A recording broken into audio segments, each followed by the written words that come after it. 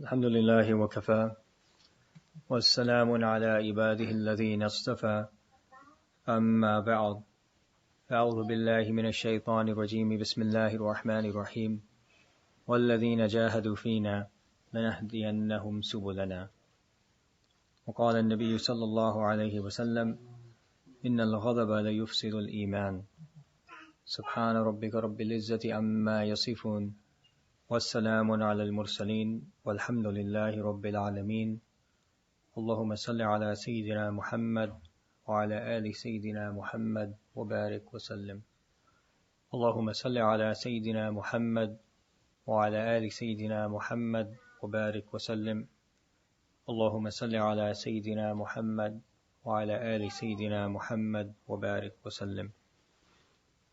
Last week I spoke about the fact that our emotions are actually tests for us. We see our emotions as being something natural within us. And it's true that they arise naturally and that they often arise in response to circumstance. But actually those emotions are a test for us.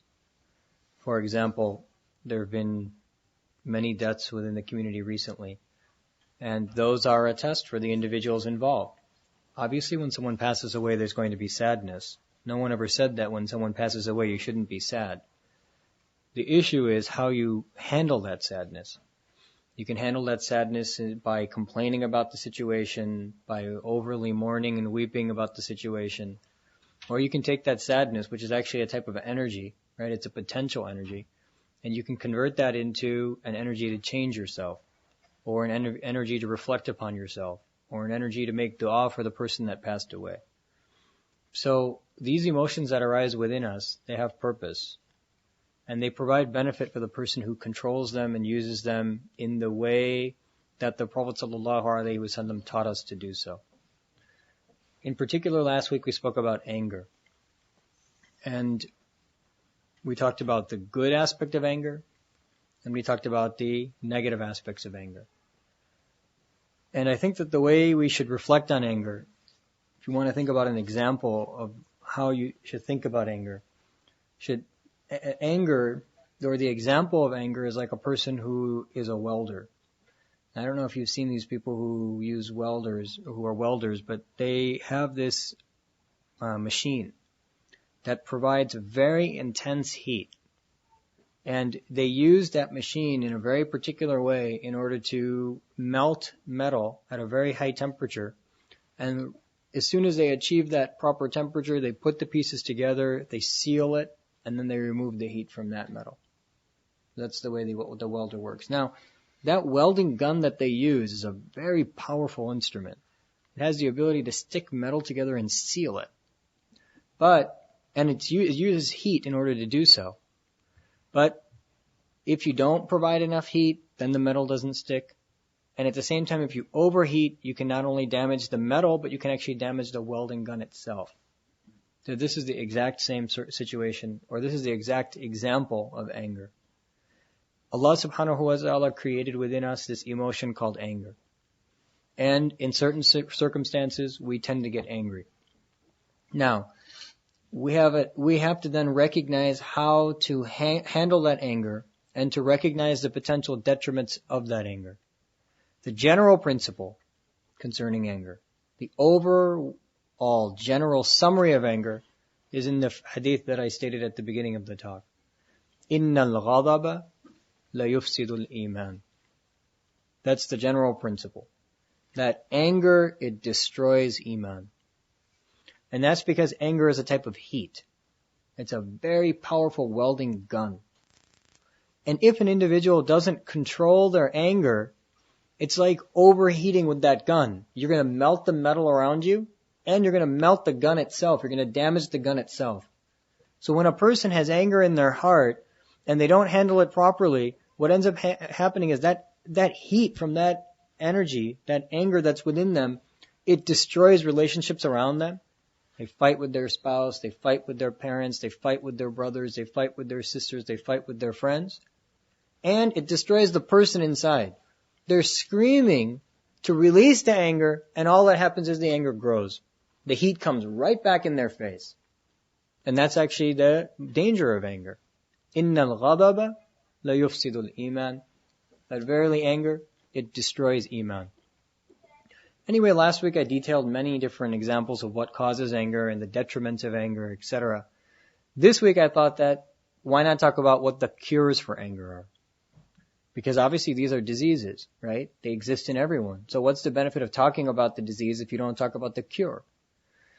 Now, the first thing you should recognize is that the person who has tendency in any emotion, that tendency will remain a trial for them for the rest of their life. So it's not that there's somebody who gets angry and all of a sudden they begin to progress on the path of the deen and that anger disappears.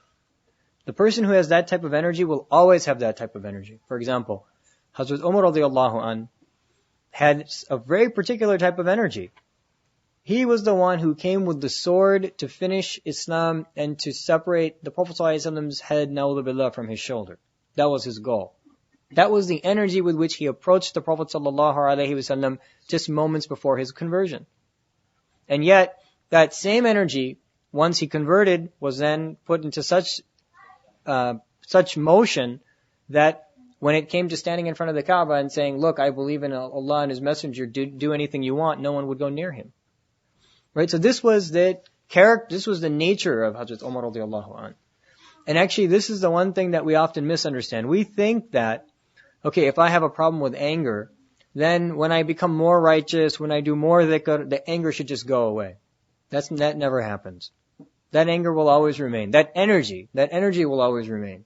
But you'll have to learn to balance that energy. You'll have to learn to apply that energy in its proper sphere. That's the only difference. Now, here's the way that you should think about anger. Everybody has a little flame in their heart called anger. Okay, some people the flame is very, very ferocious. In other people, it's just a flicker. But everybody has it within their heart. Now, that flame, you have two options on how you deal with that flame. The one thing you can do is let that flame build, let it heat, let it produce more heat, let it produce more heat, let it produce more heat, and you have this sealed container called the heart in which it sits, and then all of a sudden, boom, randomly, it explodes. Alright? Now what happens is when it explodes, it does a couple things. Number one, the energy of that heat goes on the person whomever the explosion occurs upon. That could be the child, and the person ends up beating their child and they don't even understand what they're doing. Right? Or it can be the spouse, and the person begins to yell at their spouse and screaming in ways that they never even, imagined human beings could do. Right? Or it could be their friends, etc. And we've talked about that. Now what's unique is that the person thinks that the moment I release my anger, that my anger will go away. But anger is not that type of flame because see, anger lives in a vacuum called the heart. Now you know that if you create a fire and you lock it within a vacuum, it'll eventually go away. But if you give it a little bit of air, that's when it will roar back. So what happens with anger is that it fills up the heart, fills up the heart, fills up the heart. The person releases it, and when they open their heart to release it, that air comes back in and just makes it worse. So what happens is the angry person, by thinking that they're going to release their anger, actually only becomes more angry. And then that becomes a cycle. Right? They release their anger, they become more angry. They release their anger, they become more angry. And they walk around constantly angry. And they don't know what's wrong. I can't understand why I'm so angry all the time. So that is never the solution. It's not that, if I just go and get one good beating or one good scream or one this, then all my anger will disappear. That doesn't work that way. Actually, it gets worse that way. So how does anger go away? Anger goes away in two different ways. The first is to extinguish it. The first is to extinguish it. Now, what happens is when a person becomes angry, there is a lot of unrest in their heart. Actually, what happens is it starts out as an unrest. And then it builds up, and then they scream at someone, or they yell at someone, or they do something that they shouldn't do. Now, that unrest, the way to extinguish that unrest is actually through dhikr. And the vast majority of ulama, when they write about this topic, they state very clearly that the number one solution to anger is to do dhikr. Because Allah states in the Quran, "Ala bi dhikrillahi tatma'innal qulub." That verily, or alas, with the remembrance of Allah subhanahu wa ta'ala, does the heart attain tranquility. So if an individual wants to attain tranquility within their heart, they need to do the dhikr of Allah.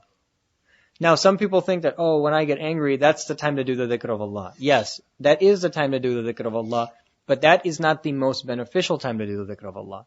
The person who knows that they have a problem with anger, they have to prophylactically do the dhikr of Allah. Right? Now look, somebody knows that, I don't know, somebody doesn't have a spleen, okay? I mean, this is a medical thing. Somebody doesn't have a spleen, they're 3 years old or 4 years old. That means that they have an increased risk of developing infections with encapsulated organisms, okay? This is just a general medical principle. So what do? We give them vaccines against those organisms. There's certain bacteria that they have an increased risk of developing infections with, so we vaccinate them prophylactically. We don't wait and say, okay, when this person gets infected, then we'll treat them with antibiotics. We give them the vaccine so they don't get the infection to begin with. Same thing with anger. The time to, once you're exploding and your face is red, that's not the time to sit down and say, La hawla wa la quwwata illa billah. It's true. That is the time to say it, but that's not the best time to say it. It will benefit you actually, and it is something that you should say at that time. But the time to actually control the anger is before it even grows.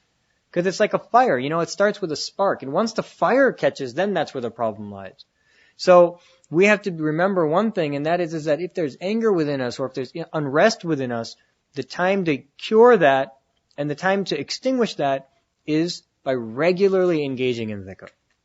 Regularly engaging in dhikr. Now don't think that if I leave my dhikr, then I'm going to become more productive, then I won't become angry. That's a deception of shaitan. For example, people have a regimen of dhikr, right? So they say that, okay, today I have a test, so today I'm not going to do my 20 minutes of dhikr, right? So then what happens is, they don't do their 20 minutes of dhikr, so they lose the barakah in the day. So whereas they thought that they would be more productive by cutting out the time of the dhikr, they actually become much less productive because the dhikr was actually creating barakah in the time that they had. So, once a person recognizes that they have this anger problem, the next thing to do is then to regularly always take your medicine.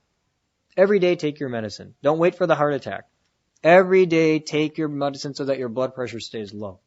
And that medicine is the dhikr of Allah. Whether it be doing dhikr, reading Quran after the Fajr prayer, whether it be sitting in muraqabah, etc., that is the way by which you extinguish that fire. And in particular, in muraqabah is a very beneficial type of dhikr for this. I've heard many people come to my teacher, Shaykh Zulfiqar, and ask him, I have a problem with anger, what should I do? And he'll say, more muraqabah. They'll say, I do an hour muraqabah, more muraqabah. It's very beneficial for anger. Very beneficial for anger. So, that's the first way. That's the first way by which we treat our anger. Now, the second way by which we treat our anger actually also ties into the dhikr of Allah, but it's an indirect effect of the dhikr of Allah. And the second way by which we treat our anger is more of a sort of release valve. That once the anger builds up, then there's an attitude that we should take within our mind. And that attitude actually is based on another hadith of the Prophet ﷺ, in which the Prophet ﷺ states the following. Man kaffa ghadabahu, kaffa Allahu anhu adhabah. Whoever withholds his anger, Allah subhanahu wa ta'ala will withhold his punishment from that person. Okay, so do you understand the relationship being established by the Prophet ﷺ? A person's angry. They're about to explode on someone. They're about to do something that they're going to regret.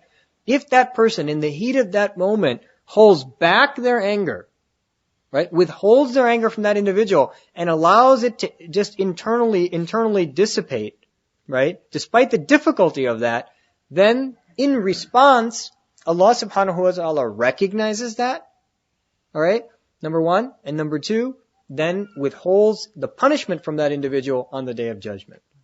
So that's a beautiful relationship. Now, it's amazing that a person can be at the brink of losing it. They're getting angry, they are about to scream at their spouse. At that moment where they're at the brink of losing it and they're, quote unquote, the most disconnected from Allah that they may be in the day, at that moment Allah subhanahu wa ta'ala opens the door. Okay, here's one more chance to turn back towards me. If in the heat of that moment you say, wait a minute, let me think about this. Alright? If I withhold my anger at this moment, and I just internalize it, then, inshallah, Allah subhanahu wa ta'ala will withhold His punishment from me on the Day of Judgment. I should not lose this opportunity, so I should hold back my anger. That's the second cure. That's more, and that also has to deal with muraqabah, because the more an individual does dhikr, the more they begin to recognize the power of Allah, the oneness of Allah, they begin to connect with Allah, that's when they become conscious of Allah. Then at that moment, when they're about to lose it, that's when they're going to have the power to wait and say, wait a minute, let me think, what's my safety at this point? Right? Every step has a safety. So what's my safety? What's going to protect me at this point from what I'm about to do? Then they should think in their mind that, okay, Allah subhanahu wa ta'ala promised that if I withhold my anger at this point, then Allah subhanahu wa ta'ala will withhold His punishment from me on the Day of Judgment. Now look, this hadith is so general. It doesn't say that it has to be deserved anger or undeserved anger, because sometimes somebody does something, they deserve your anger, right? But this hadith is very general. Any type of anger that an individual withholds, inshallah, Allah subhanahu wa ta'ala will withhold His punishment from that person on the Day of Judgment. So these are the two important responses that an individual should have to their anger. Number one, be abundant in your dhikr. Never give it up, because the day you give it up, that's the day when this thing will grow, and it's like weed, once it takes root, then it's very hard to get out. So you want to be very vigilant about your dhikr. And number two is that we should be very conscious of Allah, which is basically called taqwa. Constantly recognizing that Allah subhanahu wa ta'ala is watching over us, and recognizing that the way we deal with His servants is the way that we'll be dealt with. If we're forgiving, if we're overlooking, if we're willing to withhold our anger from an individual, in the same way Allah subhanahu wa ta'ala will be forgiving towards us, overlooking towards us, and will also withhold His punishment from us on the Day of Judgment. So it's an excellent opportunity. In fact, people come to me and they say, I have a problem with anger. I say, you're a very lucky individual. Because you actually, through your own problem, can solve your bigger problem, which would be the Day of Judgment. Your own problem can actually become beneficial for you. Because now if you take advantage of every time you get angry, and you learn to just control it, which is not too difficult actually, it's a very simple thing to do. If you're serious about it, it's not too difficult to control. And if you learn to control it, and you learn to hold it back, then it will actually save you on the Day of Judgment. So what was once something that was destroying the person, destroying their family, destroying their relationships with others, then becomes something that strengthens the individual and ends up producing a circumstance for them to actually be forgiven on the Day of Judgment. So we should be very, very careful about the way in which we deal with our anger, as I mentioned last week, and we should be even more careful about seeking proper solutions towards our anger. Now this is just anger, right? This is one emotion. But Allah has created many, many emotions within us. You should sit down and think sometimes, why am I becoming happy? What makes me happy? Is it the deen that makes me happy? Is it a relationship with Allah subhanahu wa ta'ala that makes me happy? Because actually that's why Allah created happiness. Right? And what makes me sad? Is it when something bad happens to me or my own personal loss that makes me sad? Or is it when I see that people are losing out on the remembrance of Allah, or when I see that Allah does something that perhaps distances me from closeness to Him that makes me sad? So all of these emotions that are within us, they are there for us to actually use to gauge our relationship with Allah subhanahu wa ta'ala. And that's the most perfect servant. The most perfect servant is the one who gauges everything about them in light of Allah subhanahu wa ta'ala. Everybody sees with light. Some people see with the light of the dunya. They're constantly seeing, okay, here there's an opportunity to make more money. Here is an opportunity to lose money. Here's an opportunity to increase my name in the community or amongst people. Here's an opportunity for fame. Here's an opportunity to gain more something within the dunya. And that's the way they see everything. So in what is the darkness of the world, the light that guides them is the light of dunya. And there's another group of people that see everything through the light of Allah subhanahu wa ta'ala. They recognize that this is a place that's treacherous for me. I should be careful how I act here. This is a place where I can gain tremendous reward. I should be energetic towards gaining that reward, etc. So actually the ball's in our court. And each of these emotions that exist are things that we should reflect upon, are states that we should be very careful about, and inshallah will actually result in our receiving particular rewards on the Day of Judgment. And you know that the famous hadith that I constantly quote has to do with love, right? Love is an emotion. It's something that Allah creates within people. And it's a natural emotion. Now some people take that love and they put it in haram places and they begin to chase things that they think really love them or really have love within them. and they end up becoming empty, but they end up doing all this haram. And there's another group of people, namely the Sahaba, who took that love that Allah subhanahu wa ta'ala created within them and applied it to Allah and His Messenger. And that's enough to save them on the Day of Judgment, that individual. Because Allah, the Prophet ﷺ said, right? Al-mar'u ma'aman ahab. That the person will be with whom he loves on the Day of Judgment. So again, it's the same thing. It all boils down to emotion. That emotion of love that Allah creates within you, where do you apply it? Do you apply it towards dunya, or do you apply it towards Allah and His Messenger? So in each case, every time there's an emotional reaction within us, we should reflect upon that emotion and use it to again reconnect ourselves with Allah subhanahu wa ta'ala. Wa akhiru da'wana anil hamdulillahi rabbil alameen.